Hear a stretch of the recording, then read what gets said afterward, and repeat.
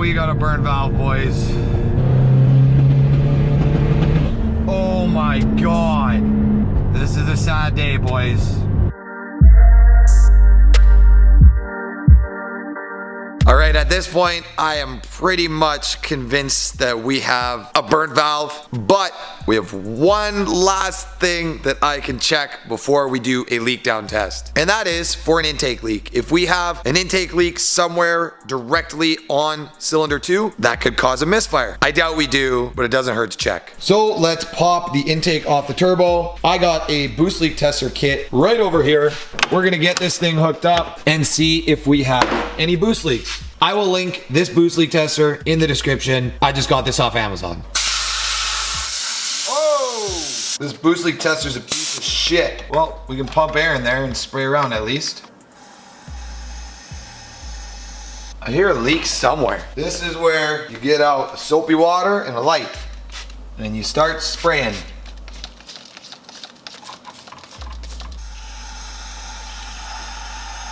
What is leaking?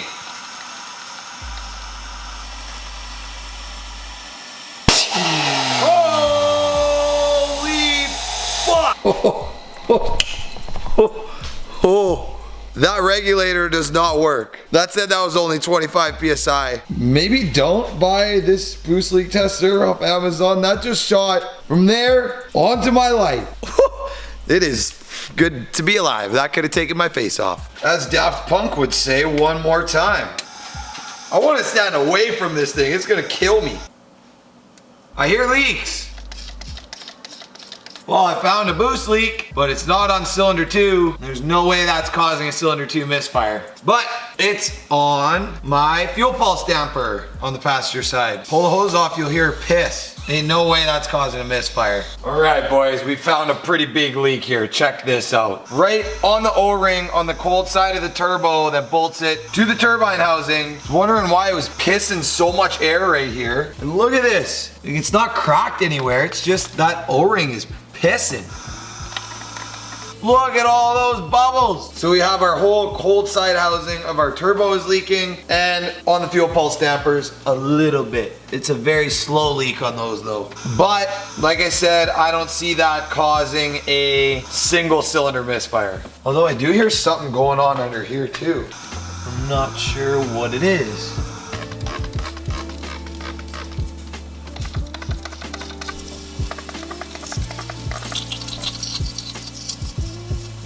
Oh my God, there's a real bad one down there somewhere. I don't know what it is. Man, this sucks. Those are some major boost leaks, man. Look how bad that is.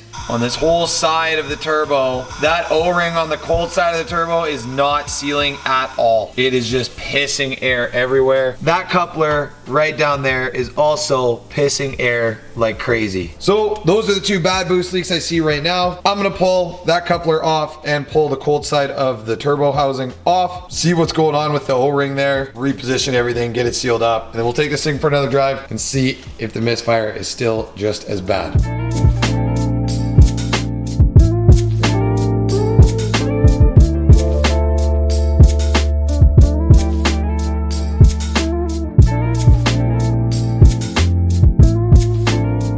We just pulled up to Ronin Performance because we need to borrow Colin's leak down tester. Is this for the amateurs? That's the holy shit handles. Right now there's no shit to hold because she misfired. This is for the those that are not used to power. Yeah. This thing like completely sounds race car. Yeah, like, oh, like the gears.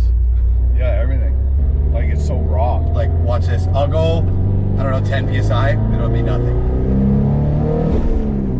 11 PSI, not a single misfire. Okay.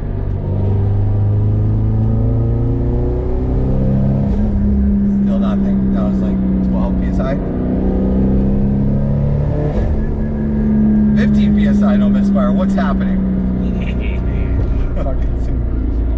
Okay, we'll give her the beans on one. And let's see how hard this thing misses. Let's go like second gear. Second gear. Full beans. There it is. That was a misfire? Yeah, 23 misfire counts on cylinder 2. We'll do it again. Yeah, I can hear it now. It sounds like it's like no spark whatsoever. Does that feel like a bird valve to you? It's It's hard to say because like it's giving the sound of spark. It's of spark breakup is what it I know. sounds like. I don't get it. But If it's like a lean or if it's like a fucking valve. like what? It's only when the wastegate opens. I'm so mad at this right now. It's not making sense. This is exactly what I was thinking last night. It feels fine, like until you get to that boost range. Burnt valve is like all the time. Okay, I need to explain something to you guys because this is hilarious. I'm making this video as like a misfire tutorial on how to diagnose misfires. I'm struggling to figure this out. I'm a licensed mechanic. Colin is a shop owner. He's also a licensed mechanic. He owns Ronin Performance. And we're stumped right now, but we're gonna figure it out. I think we should just go do a leak down test because We got to. Well, that's the last thing left. And if it's not, then wiring to the coil, I guess. Fucking could be. Like you get to that higher RPM range, you're demanding more on the electrical system. You're demanding more on that coil, on that one cylinder. If something's not keeping up, like electrically, Yeah. to fire the coil off right. But like even when you get into the misfire, it doesn't feel like the car is hesitating. Like you can hear the breakup. It builds up all the way into boost and then starts to break up. Like Yeah. it's not like it breaks up on the way up to a full pull. It breaks up once you get into full boost. Okay, let's see if we got a burnt valve.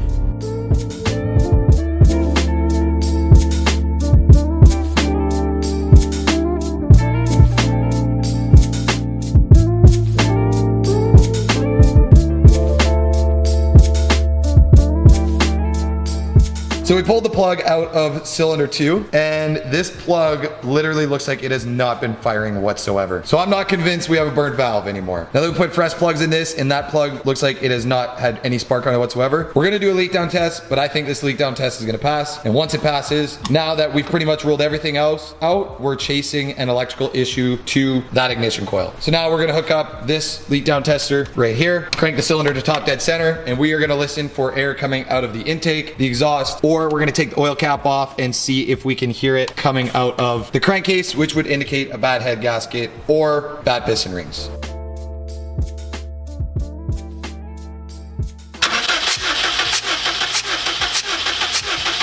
Good. 120? Yep. That's healthy. That is healthy. That's what I'm saying. This makes no sense. So my compression tester's only 15 PSI off and on. That's a lot. Like that's enough to call an engine. Cylinder number, this is 4. Oh, we don't have a battery in it. That would probably help, eh? Okay, what do you got? 120. Oh my God, bro. This car hates me. Good. It's a little over 120. Cylinder 3. Good.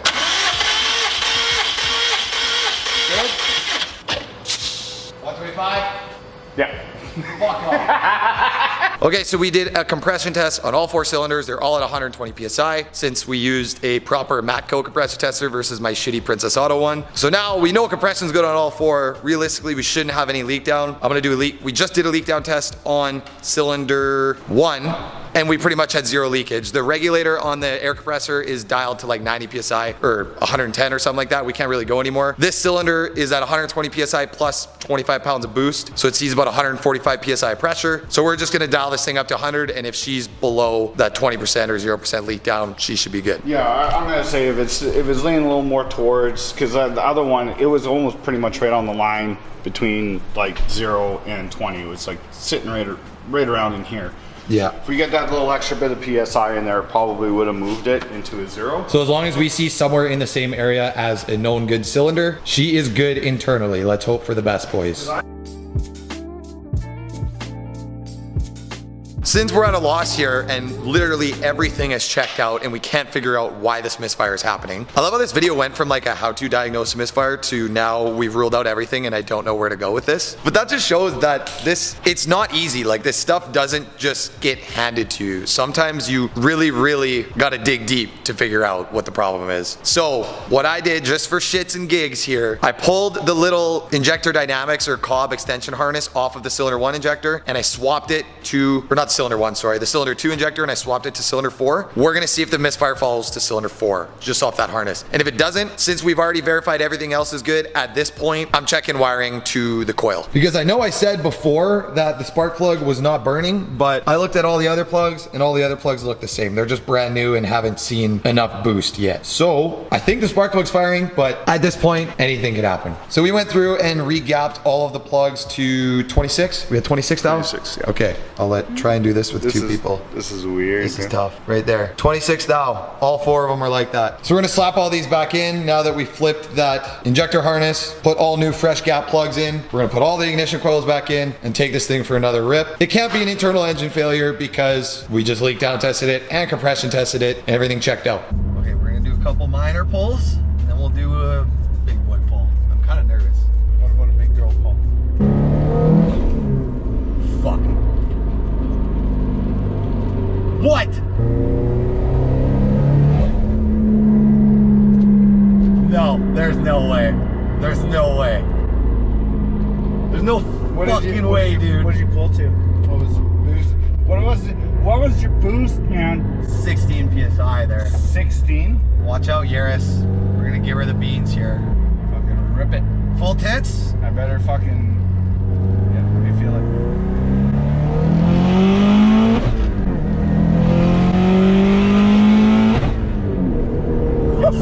Let's go to the racetrack, fuck it. It's not too late. I could go and just buy a pass. You could. So this is where I'm gonna show you how to shift real quick. We're gonna flat foot this bitch. We're gonna, this is where my suspicion went into. Plug gap. Yeah, plug gap.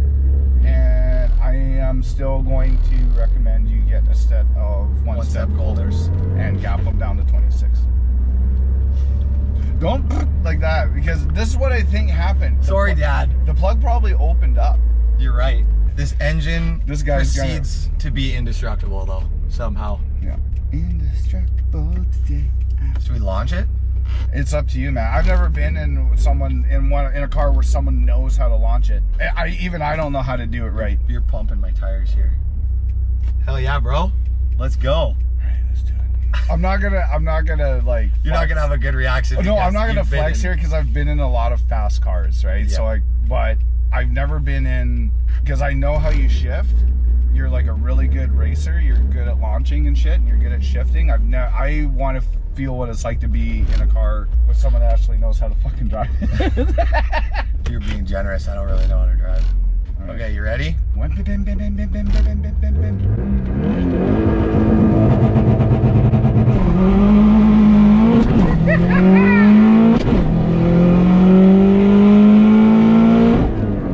been in the Gravitron? Yeah. That's what it feels like. The K-Days ride or amusement park ride? Yeah, where it just spins you around and you're just stuck to the seat. We spun all the way through first. I'm sorry, that was great. You've been in so many fast cars, dude. The fact that you think that's crazy. No, it's great, dude. I need 700 horsepower. Like, I can drive 700 horsepower. You need 7 now? Yeah. It's not enough. I even kind of had a shitty 2 to 3 shift. It's that feeling of the clutch drop. No, that's good. High five. Very nice. Okay, so we didn't burn a valve. This engine is still indestructible. I just like that the ticklies in my stomach. That was good. Yeah, that felt really good, man. That's a good launch. Thanks, dude. Yeah. No surface prep either. That's straight street. It felt like. You ever been on the drop and do? I'm like comparing it to amusement park rides. Amusement park rides. Yeah. You ever been in the drop and do and all of a sudden like the bottom drops out and you get that little in your stomach? Or like space drop, is it called? That West Hampton Mall where you go all the way up and it just drops. Yeah, that's just like balls in your stomach instantly. Fuck yeah, dude. We did it. You almost did the high five thing. Almost did the, what the fuck are we doing here now? Okay, this is where we're gonna end the video because this video has been long enough already. The misfire's fixed. What were all the things I went over on diagnosing a misfire? We had spark, fuel, air, and the ability to compress that air. We checked spark at the beginning by doing basic checks. I did not actually pull the plug out and check to see if it was generating proper spark. And clearly, us gapping the plugs fixed that problem. When I installed these plugs at the beginning of this video, they were gapped at 30 thou, and we cut them down to 26 thou, and 4 thousandths of an inch in gap made that big of a difference. And the misfire's fixed. For now. For now. Until I pop it. This engine is still kicking, boys. I'm excited. 211,000 kilometers on this thing. I'd say 60,000 kilometers of straight abuse. 15,000 of those at 500 horsepower. She's still kicking. So what did we learn? We learned not to skip steps. Yeah, gap is important. And that gap is important. At this power level, gap definitely is important. Very, very important. As well as stock versus colder plug. Like the stock plugs will work for a while. 15,000K they worked for. Exactly, right? But then and that's what I'm thinking happened. I'm thinking that the gap started opening up more. Yeah. And that's why we were still seeing it. Probably opened up because you gapped them the first time to about 28, right? Yeah, they were like 29. Oh, those plugs 29. initially. I didn't gap them. I just checked it. I was like, oh, 29 stock's 30. That's good. And I put them in. Right. So that Fingers clearly crossed. those got too hot and the gap got bigger. That's the what I gap would opened up. probably say. I still have the old plugs at home. I should actually check them because I have it labeled cylinder 1 when I took it out. Yeah. So I should look when I get home. Well, she'll be like 40,000. So that plug opened up, caused a misfire. I put these plugs in. They were at 30 thou when I put them in. Yep. Still enough to cause a misfire. Yep. Now we re-gapped the plug and that fixed our misfire. That should show you guys, never give up. This thing put me through the ringer for the last 2 days. I pretty much missed out on a track today. Today I might still go. We'll see what happens. Yeah, it's still go. If you can, get a couple runs. Yeah, get a couple passes in. All right, well, maybe I'm gonna go to the track. Peace out, boys. I hope you guys learned something today, and I hope you guys enjoyed Colin being in the video because Colin's a smart guy, clearly. This was teamwork. We figured this out together. He was the spark plug gap suggestion, but yeah. Well, we just kind of hit it with an atom bomb. It happens. We're both licensed mechanics, and we learned something today. So don't give up, boys. Peace out. I will catch you in the next video. Exit GoPro. Exit. Exit.